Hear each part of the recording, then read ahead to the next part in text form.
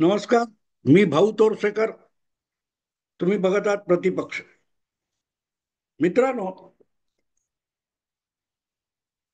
एकूण मराठा आंदोलनाविषयी माझी भूमिका अगदी पहिल्या दिवसापासून 2-3 वर्षापासून कायम तीच राहिलेली आहे. मी बदलत नाहीये. कारण जी अशक्य कोटीतली गोष्ट आहे, तिच्यासाठी तुम्ही कितीही आंदोलन करा, कितीही पुढे पुढे जा, कितीही धमक्या द्या, निष्पन्न काही होत नाही. हे जगाचा इतिहास सांगतो. अगदी आपल्या भारतामध्ये आरक्षणाविषयी जी जी काय आंदोलनं झाली आहेत, वेगवेगळ्या राज्यांमध्ये, वेगवेगळ्या प्रदेशामध्ये ज्या प्रकारची अशी बहुजन किंवा बहुसंख्य असलेल्या सगळ्यात मोठ्या समाज घटकाची आरक्षणासाठी जी आंदोलनं झाली आहेत, त्याचा गेल्या काही वर्षातला इतिहास तपासला तर सध्या मुंबईमध्ये जे काही मराठा वादळ घोंगावते असं माध्यमातून सांगितलं जातं, त्यातून सुद्धा काहीही निष्पन्न होण्याची शक्यता नाहीये. अनेक जण विस्मरण झाले असतील तर त्यांना आठवण करून देतो की अशा स्वरूपाचं राजस्थानमध्ये गुज्जर समाजाचं आंदोलन झालेलं होतं आणि ते महाराष्ट्रातल्या मराठा आंदोलनापेक्षा अतिशय ज्वलंत आणि जळजळीत होतं. जळजळीत म्हणजे जाळपोळीचं होतं. तोच प्रकार जाटांसाठी हरियाणामध्ये पण झालेला होता आणि या दोन ठिकाणची आंदोलनं इतकी भडक आणि प्रक्षोभक आणि हिंसाचारी होती की दूर पल्ल्याच्या अनेक रेल्वे गाड्यांना वळणं वळणं घेत फिरवाव्या लागल्या होत्या. रेल्वेचे ट्रॅकच्या ट्रॅक अडवलेले होते. गोळीबार झालेला आहे, जाळपोळ झालेली आहे, गाड्या जाळलेल्या आहेत, अश्रुधूर, गोळीबार हे सगळे उपाय झालेले आहेत. पण त्यातून काहीही निष्पन्न झालं नाही. हा एक फरक पडला की या त्या त्या म्हणजे गुज्जर असतील, राजस्थान किंवा हरियाणामधले जाट असतील, यांच्या आंदोलनातून उदयाला आलेले जे त्या त्या जातीचे नवे नेते होते, ते हळूहळू करत सत्ताधारी पक्षात आधी काँग्रेसमध्ये नंतर भाजपमध्ये गेले, मंत्री सुद्धा झाले. तेव्हा त्यांची आंदोलनं, आरक्षण कुठे अडकली हे बघितलं तर कळतं की मराठा आरक्षणाचं जरांगे पाटील यांनी कितीही मोठं आंदोलन उभारलं तरी त्याची फलश्रुती जी आहे ती काय होऊ शकेल हे जाट आणि गुज्जर आंदोलनातून आपल्याला कळतं. ज्या कारणाने हा विषय सुप्रीम कोर्टात अडकलेला आहे, त्यासाठी विधानसभा काहीही करू शकत नसेल आणि संसदेमध्ये किंवा घटना दुरुस्तीतून त्यावर मार्ग काढणं आवश्यक असताना इथे आंदोलन करून विधानसभा बनून किंवा सरकार उलथून काहीही होणार नाही हे जर निश्चित आहे, तर मग हे आंदोलन कुठल्या दिशेने जाणार आहे, अट्टहास, हटवाद हे सगळं करता येईल. पण तुम्हाला पंख नसताना किंवा विमान वगैरे सारखी सोय तुम्ही घेणार नसताना मी आभाळात उडून दाखवीन, मी पंख फडफडवून दाखवीन असं म्हणण्यात अर्थ नसतो. आणि तेच होते. अगदी काल परवाची 5-7-10 वर्षापूर्वीची गोष्ट असेल. नरेंद्र मोदींचं बलस्थान बाले किल्ला गुजरात, तिथे असाच महाराष्ट्रातल्या मराठ्यांसारखा पटेल समाज आहे, जो शेतकरी जमीनदार असा आहे, त्याचंही आरक्षणासाठी आंदोलन झालं आणि ते अगदी 20-22 वर्षाच्या हार्दिक पटेल या तरुणाच्या भाषणांनी गाजलेलं होतं. आता त्याला छोटे सरदार म्हणायचे. सरदार पटेलांनंतरचे छोटे सरदार कोण? तर हार्दिक पटेल. आणि 2017च्या निवडणुकीमध्ये हा हार्दिक पटेल राहुल गांधींच्या खांद्याला खांदा लावून उभा राहिला भाजपला पाडण्यासाठी मुख्यमंत्री आनंदीबेन पटेलच होत्या, पण काही उपयोग झाला नाही. काही उपयोग झाला नाही. हा, भाजपची आमदार संख्या खाली आली, पण त्या निवडणुकीत सुद्धा भाजप पराभूत झाला नाही, बहुमतात आला, त्यांचंच सरकार राहिलं. शेवटी एक वेळ अशी आली की हार्दिक पटेलवर देशद्रोहाचा आरोप लावून खटला भरण्यात आला, त्याला तुरुंगात जावं लागलं. पुढे त्या पटेलांनी काय केलं? 85% जागा भाजपला गेल्या विधानसभा निवडणुकीमध्ये मिळाल्या. आज कोणी पटेल आरक्षणाचा विषय पण काढत नाही. तिकडे त्याला अनामत म्हणतात. अनामत आंदोलन म्हणजे पटेलांसाठी आरक्षणाचा विषय होता. आणि मग काँग्रेसमध्ये जाऊन भाजप विरोध करता करता हार्दिक पटेल हा गुजरात काँग्रेसचा उपाध्यक्ष झाला आणि कंटाळून तोही भाजपत आला. आज तो गुजरात विधानसभेत भाजपचा आमदार आहे. ही 3 राज्य मी एवढ्यासाठी सांगतोय की अशा आरक्षणामध्ये किंवा आंदोलनामध्ये जे हौतात्म्य पत्करतात त्यांच्यासाठी सुद्धा त्यांचे नेते प्रामाणिक राहिले असा इतिहास नाही. जाटांचा असो, गुज्जरांचा असो किंवा पटेलांचा असो, त्यांनी सामान्य तरुणांना त्यांच्या त्यांच्या समाजातल्या लोकांची माथी भडकवून जो हिंसाचार केला, प्रक्षोभ दाखवला, त्याची फलश्रुती काय? आरक्षण तर मिळालं नाही, पण अनेकांची आहुती त्यामध्ये पडली. आणि आता कोणाला त्यांची आठवण पण नाही. ज्यांच्या घरातली हलती बोलती डुलती तरुण मुलं यामध्ये बळी पडली, त्याचं काय? मला वाटतं आपल्याकडे पण संभाजीनगर मधून निघालेला एक मोर्चा होता. तिथल्या कुठल्या तरी एका पुलावरून एका तरुणाने त्या धरणाच्या पाण्यात उडी घेतली होती आणि जलसमाधी घेतली. आज कोणाला त्याची आठवण आहे का? कोणाला त्याची आठवण नाहीये. जरांगे पाटलांचं कौतुक इतकं चाललंय, पण 3-4 वर्षापूर्वी, कधीतरी 5 वर्षापूर्वी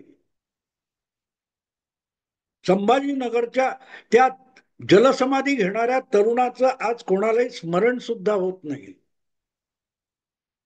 नेते तयार होतात, पण त्या नेत्यांसाठी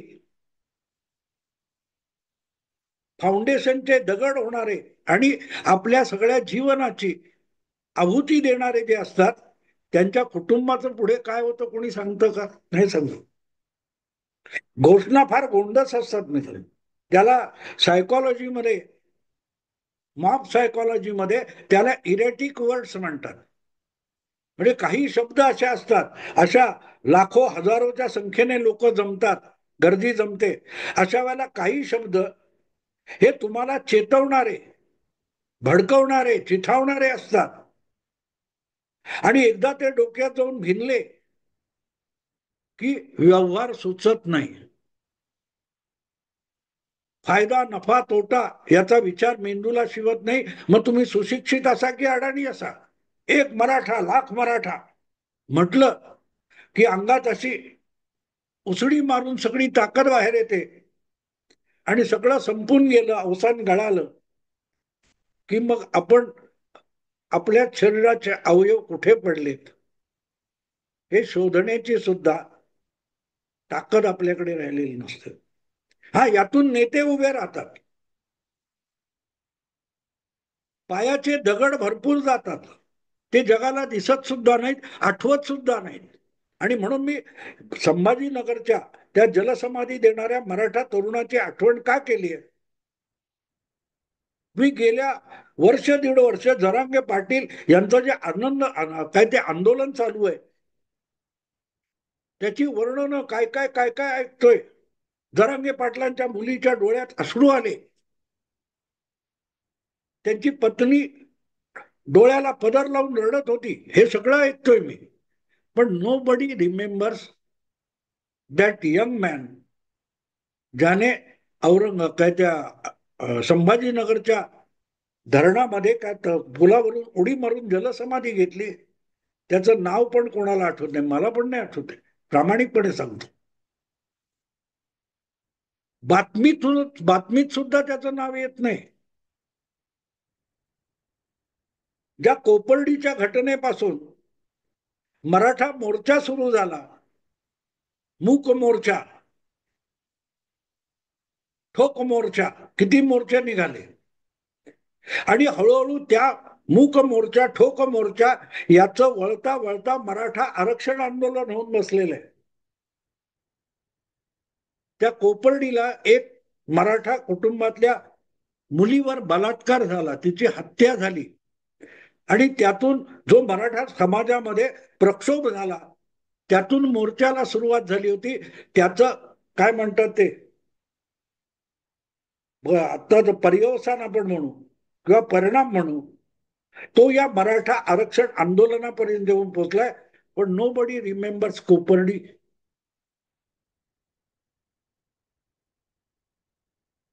बातम्या रंगवणारे, त्यावर अग्रलेख ठोकणारे, त्याच्यावर प्रदीर्घ चर्चा करणारे, मतप्रदर्शन आणि जुने नवे संदर्भ देणारे, कोणालाही अशा हुतात्म्यांची आठवण सुद्धा होत नाही. ते कोण असतात? कालपासून मुंबईच्या पावसामध्ये भिजत कुठच्या तरी आडोशाला उभे राहून रात्र काढली आहे, अर्धपोटी रात्र काढली आहे, असे जे हजारो मराठे तरुण आहेत किंवा मराठा कार्यकर्ते आहेत, आंदोलक आहेत, त्यांची नावं कोणालाही माहिती नसतील. कधीतरी कॅमेरा समोर आला तो घोषणा देताना दिसतो, पण जेव्हा कारवाई सुरू होते तेव्हा सगळ्यात पहिला बळी त्याचा जात असतो. सगळ्यात पहिला बळी त्याचा जात असतो. आणि तात्पुरतं व्यर्थ न हो बलिदान वगैरे वगैरे भाषणं दिली जातात, आणि त्यावर आपली पोळी भाजून घेणारे लोक असतात. म्हणून मी हार्दिक पटेल एक नाव सांगितलं, तशीच गुज्जर, मीणा वगैरे अशी नावं आहेत.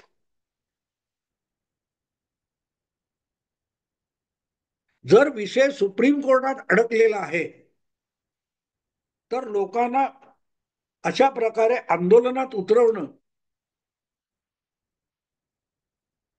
मी सुरुवातीपासून सांगत आलोय, हे आंदोलन जरांगे पाटलांचं सुरू झाल्यापासून मी सतत एक इशारा देत आलोय की याचा गिरणी कामगार करू नका. आता 43-44 वर्ष होत आली गिरणी संपाला. तो गिरणी संप मागेच घेतला गेला नाही. दत्ता सामंत गेले, गिरण्या गेल्या, ते कामगार गेले, किती त्यातले शिल्लक असतील माहिती नाही, अगदी 80-85-80च्या पुढे गेलेले असतील. ते सुद्धा काही शेकड्यामध्ये असले तर मिळतील. त्यांची कुटुंब उद्ध्वस्त झाली, एक किंवा दोन पिढ्या त्या गिरणी कामगारांच्या उद्ध्वस्त होऊन गेल्या. बदल्यात दत्ता सामंत एक टर्म खासदार झाले. त्यांच्या पत्नी, त्या पण विनीता सामंत, त्या एक टर्म वर्डीतून आमदार झाल्या.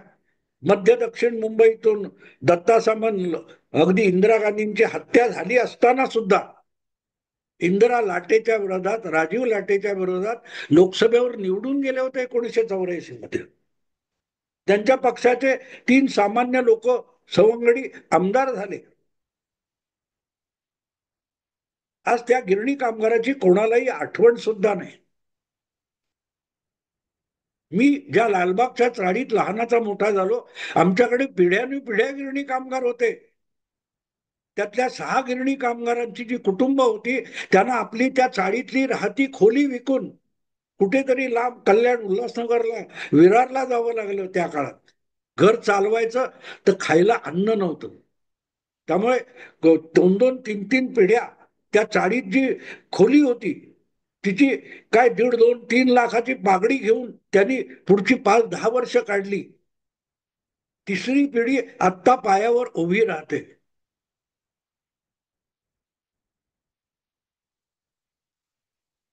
दत्ता सामंत खासदार झाले, त्यांचं नेतृत्व सिद्ध झालं. पण त्या 2,60,000 गिरणी कामगार होते, साधारण 2 लाख कुटुंब होती. त्यांची स्थिती, त्यांची अवस्था काय आहे दुसऱ्या तिसऱ्या पिढीत. आता कुठेतरी विषय निघतो, त्यांना त्या गिरणीच्या जागेवर उभे राहिलेले टॉवर आहेत, काय ते डेव्हलपमेंट झाले, त्याच्यात एक खोली तर द्या. म्हणून भिकाऱ्यासारखं फिरावं लागतं मंत्रालयामध्ये, महापालिकेकडे. आंदोलन हे होम हवन असतं. बाहेरून मंत्रोच्चार करणारे खूप असतात,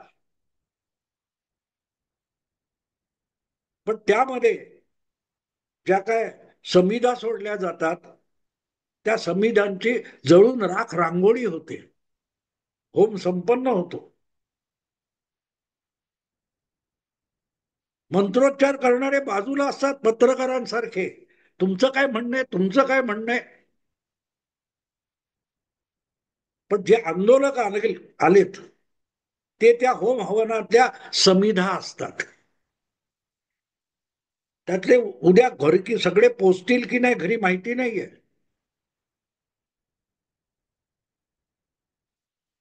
आणि फलश्रुती काय होणार आहे. ठीक आहे, काही लोकांचा बळी जात असतो, हुतात्मा व्हावं लागत असतं, पण देशाला स्वातंत्र्य मिळालं ना त्यातून. ते आंदोलन, स्वातंत्र्याचं आंदोलन, त्यातून काही निष्पन्न झालं. वर्षानुवर्ष कामगारांचे लढे झाले, शेतकऱ्यांचे लढे झाले, पण त्यातून काहीतरी निष्पन्न झालं. कारण ते निष्पन्न होण्यासाठी ज्या मार्गाने चालले होते, त्या मार्गाने कुठेतरी पोहोचू हे दिसत होतं. आपल्या डोळ्यासमोरचं जाट, गुज्जर किंवा पटेलांचं आंदोलन आहे, ते प्रत्येक वेळेला जाऊन सुप्रीम कोर्ट नावाच्या खडकावर जहाज फुटतं. तर त्या सगळ्या त्यांनी चुका केल्यात, त्याच चुका आपण करायच्या. आणि त्यासाठी काही कुटुंब, काही घरं बर्बाद झाली तरी चालतील, हुतात्मा झाले, व्यर्थ न हो बलिदान, अशी भाषणं ठोकायची. हे सगळे पत्रकार माध्यमात बोलतायत ना, सगळे पोपट मी बघतोय, ते त्या होम हवनाच्या भोवती बसून मंत्रोच्चार करणाऱ्या पुरोहितापेक्षा वेगळे नसतात. पुरोहित कधी मंत्रोच्चार करतो, पण आत लफडं टाकतो, समिधा टाकतो. ती झळ आपल्या अंगाला लागणार आहे का, आपल्या कुटुंबाला लागणार आहे का. आणि शेवटी यातून निष्पन्न काय होणार याचा विचारच करायचा नाही का. बघा बघा कुठे चाललंय आंदोलन, याचा विचार प्रत्येकाने केला पाहिजे असं मला वाटतं. निदान त्यात उडी घेणाऱ्या.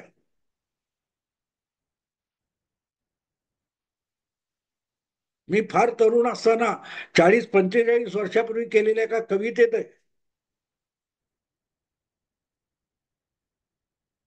त्या कवितेत मी म्हटलं होतं की तेव्हा तो जो उत्साह असतो, प्रक्षोभ असतो मनातला,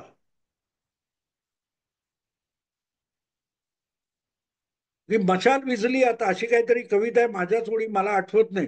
पण त्याच्यात ती समजायला उशीर झाला, मशाल विझली आता, अशी त्या कवितेचा शेवट आहे. यज्ञाला हवा बळी, सतीला हवी चिता. आंदोलन हे सतीसारखं असतं. सती स्वेच्छेने, सतीव्रता म्हणजे काय असतं, सती स्वेच्छेने चितेवर आगीत उडी घेते आणि यज्ञाला बळी दिला जातो. आपण व्रतस्थ आहोत की यज्ञातली समिधा आहोत, याचा विचार करणं आवश्यक आहे. कारण प्रत्येक ह्या आंदोलकाच्या घरी त्याचं कुटुंब आहे, परिवार आहे. फलश्रुतीकडे न बघता जर तुम्ही तिथे उडी घेतलीत, तर काय निष्पन्न होणार आहे त्याचा विचार करावा. बाकी काय, मी पहिल्यापासून तेच सांगत आलो, नवीन काय नाही. कारण मला याला कुठेतरी, या आंदोलनाला दिशा नाही असं वाटतं. दिशाहीन आंदोलन आहे. आणि दिशाहीन आंदोलन तुम्हाला कुठेही घेऊन जात नाही, तुम्ही कुठेही पोहोचत नाही, कारण कुठे पोहोचायचं हेच तुम्हाला माहित नाहीये. असो मित्रांनो, आपल्या मनातली वेदना बोललोय, ऐका न ऐका तुमचं कर्म आहे, त्याचं फळ तुम्हाला मिळेल. चांगलं मिळावं ही अपेक्षा व्यक्त करू शकतो. नमस्कार. आवडलं लाईक करा, शेअर करा आणि प्रतिपक्षाला सबस्क्राईब करा. नमस्कार.